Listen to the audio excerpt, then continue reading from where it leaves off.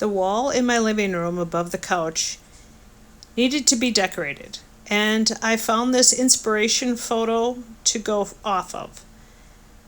Here I had two choices for a shelf. I could either use this white one that I thrifted a while back, or I could make my own. Out of a piece of wood and two corbels, I made my own and added a decorative touch by using the IOD trimmings mold too. I cast with resin about 8 or 9 pieces, and then I sanded the backs of them to make sure that they were flat, and then I used thick and quick glue and some little finishing nails to attach them.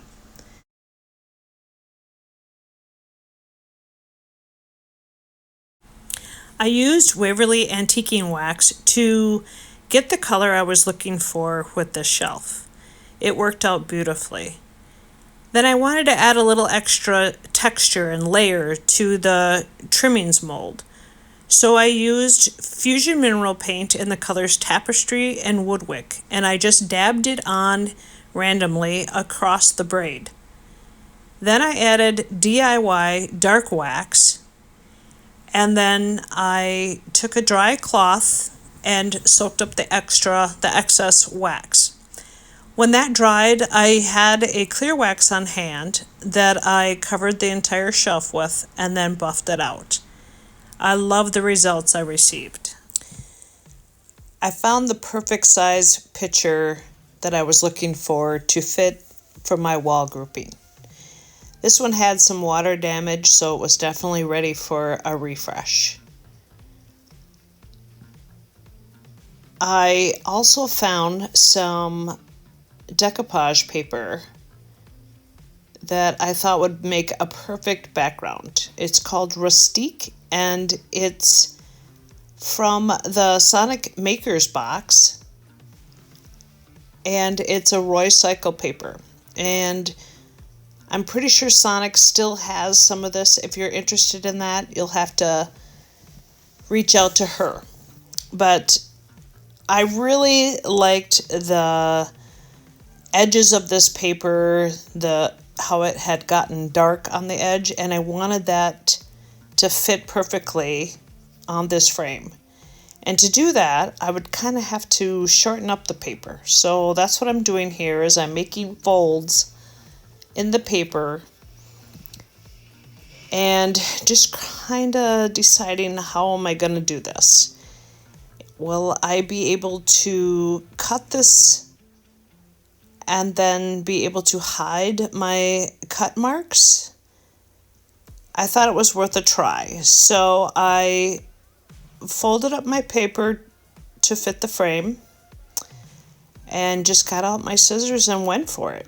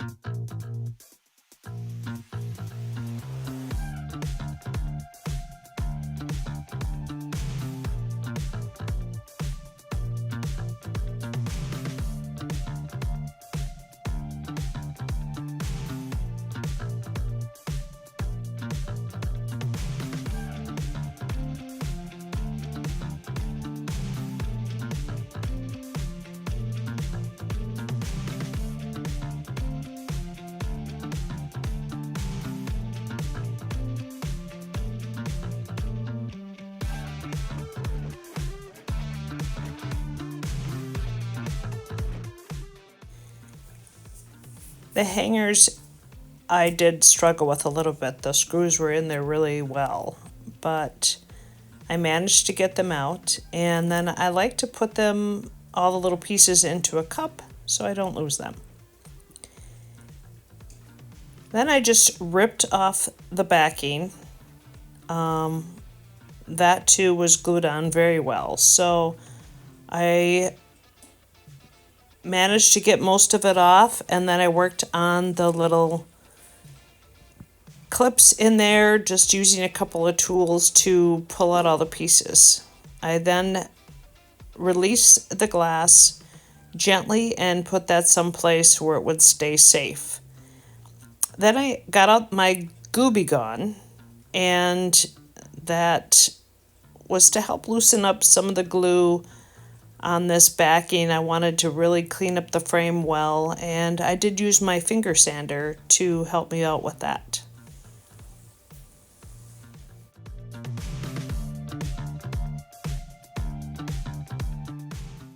I decided to finish working on the frame before I worked on the artwork. I got out my dark DIY wax and a stencil brush and just really pushed in that wax into the crevices of this frame. It had a really nice detail that I decided to go with, that I liked the wood, but I just wanted it to be darker. So I chose not to paint it, but just use some dark wax to give the frame a rich look.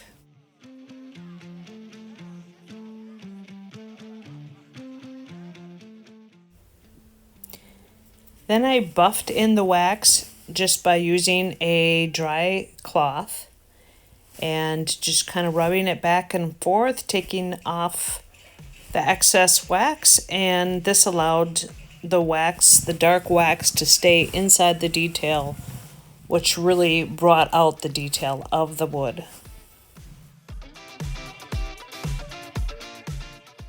Now it's time to tackle the artwork. I used the back side of the original picture and I painted it white so that when you place the decoupage paper on there, the decoupage is translucent, and this will keep the paper bright. Now I am covering the entire surface with a decoupage medium, and then I'm placing my papers and trying to get an idea if this is going to work. I still have not decided how I'm going to cover up my straight edges, but I did decide that my edges could not stay straight. So I sprayed each one of them and did a tear method down all the edges of the paper. I used my little finger sander to kind of just rough up the edges instead of me ripping it. I find I get a much more organic tear using my finger sander. I am very gentle when I do this, so I don't tear too much.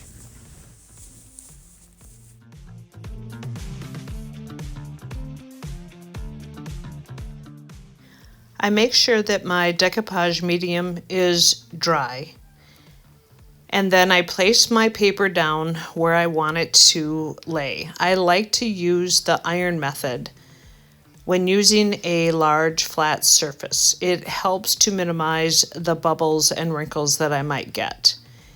I use a piece of parchment paper in between my iron and my decoupage paper, and using a strong grip on my iron, I put down a nice even pressure, and then I check it as I go to make sure that the paper is adhering properly.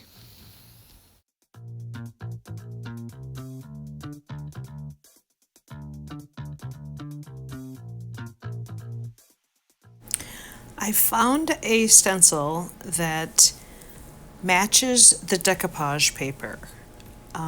I think I'd gotten it from Amazon a few years back. Anyways, I used a little sponge, and I didn't use the whole stencil at one time. I just used parts of it, dabbing all over the background, trying to blend in so that we could cover up those cut marks and just make everything seem more seamless. I did use Fusion Mineral Paint in the colors Tapestry and Woodwick. And then I think I added some Chateau also. Using a baby wipe, I used some watered down paint and just kind of dabbed it across for some added blending. I used my heat gun to dry my surface. This gave me an opportunity to kind of make sure everything looked really well blended. I felt like it still needed a little something, so I just dabbed paint on using my fingertip.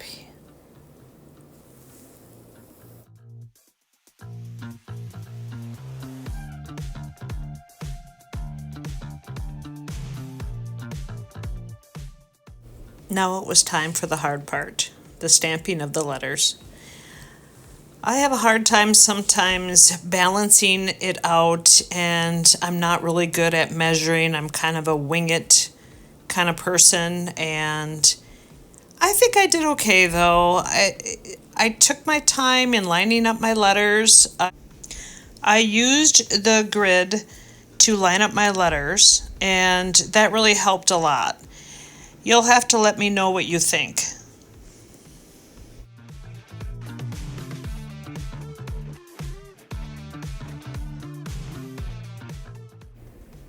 I reloaded the ink on my ink pad, and then I gave some good even pressure down on my stamps, making sure to get all of the letters inked up well.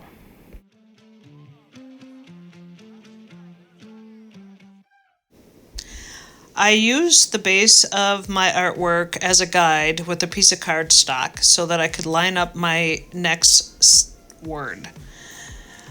I placed the word beautiful on the grid and inked it up well, and then I stamped where I thought it should be placed. I had to go back and stamp another U, and in between each of the stamping, I cleaned my letters to keep them well maintained. I also use a roller to help me get an even inking. You'll see I did feel like the F needed a little more ink, so I just pulled that off and dabbed it on there.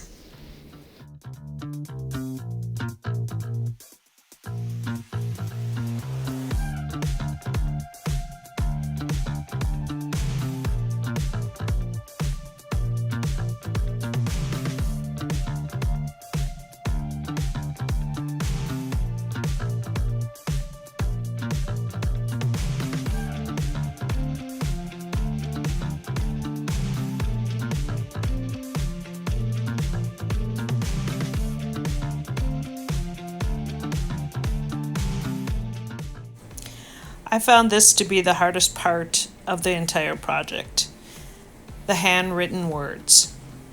What I ended up doing was taking a piece of very sheer paper, writing out the words with a pencil, and then I flipped it over and I traced the words so now they were backwards, and then I flipped it again and placed it on my project. Then I traced the letters, and what this did was it left the pencil mark on my project, a light pencil mark, so that I could see it.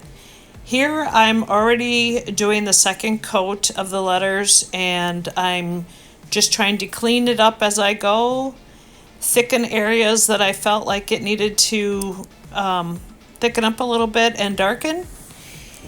And again, you'll just have to let me know what you think. Like I said, it was the hardest part for me, and I just gave it my best shot, and I think it turned out okay.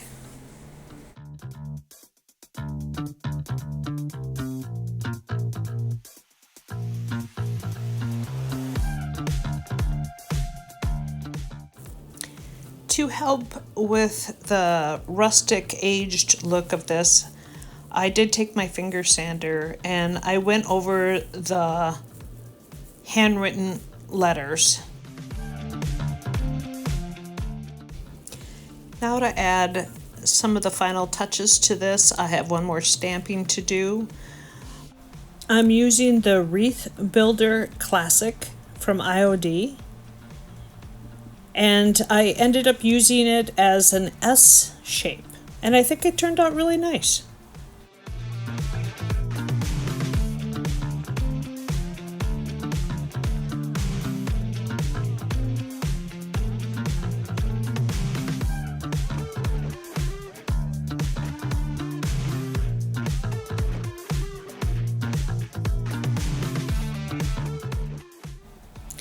I hope I was able to inspire you. This is my first full video for YouTube, and I just want to thank you for being here. I'm hoping that you will follow my journey and hit subscribe. My name is April, and I am the owner and creator of April's Studio 17. This has been a fun video to put together for you, and I truly hope that I will be able to put out more content. I just moved into this home and I have lots of bare walls to decorate, and I want to share that with you.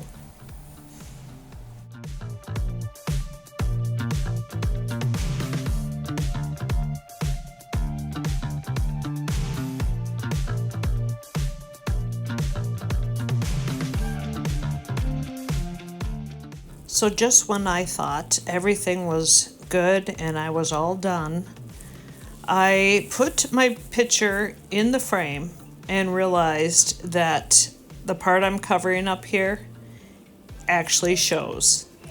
So I had to come up with a plan to extend my artwork to the edge of my base. So I'm just taking a spatula and I'm using weathered wood and just kind of dabbing it on the edges here and there. No rhyme or reason, just getting some paint down.